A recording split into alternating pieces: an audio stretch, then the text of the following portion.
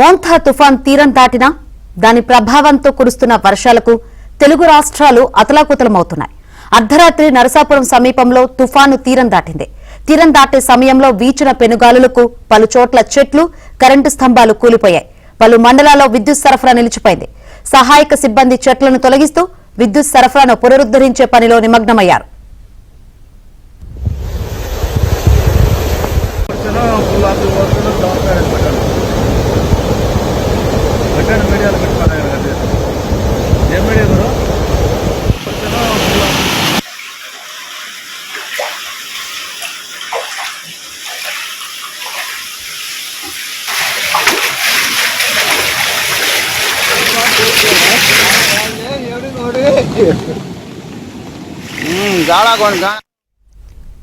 అటు తుఫాను తీరం దాటినా వర్షాల ఎఫెక్ట్ 2 రోజులు ఉంటుందని వాతావరణ శాఖ తెలిపింది.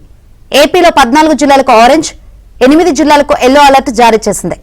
ఇప్పటికే ఏపీలోని పలు జిల్లాల్లో భారీ వర్షాలు కురుస్తున్నాయి. దీంతో వాగులు, వంకలు పొంగుతున్నాయి. లోతట్టు ప్రాంతాలు జలమయమయ్యాయి.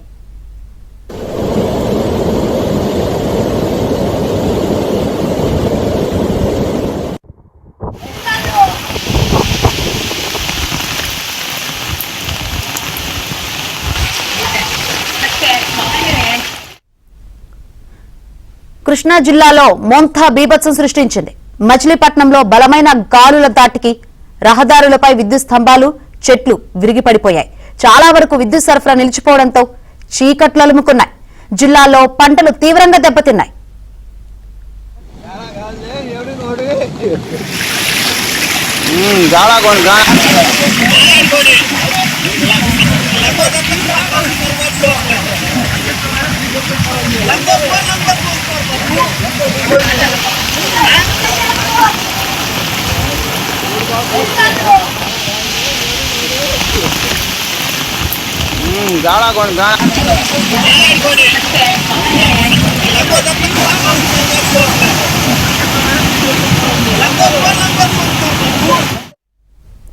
ఉమ్మడి పశ్చిమ గోదావరి జిల్లాలో భారీ వర్షాలు కురుస్తున్నాయి. దీంతో సహాయక చర్యలకు ఆటంకం ఏర్పడుతోంది.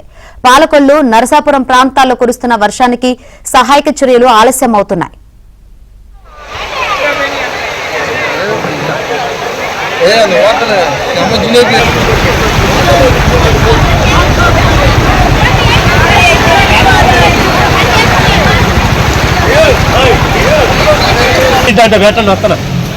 ఏం చేపలు? మామూలు చేపలే కదా.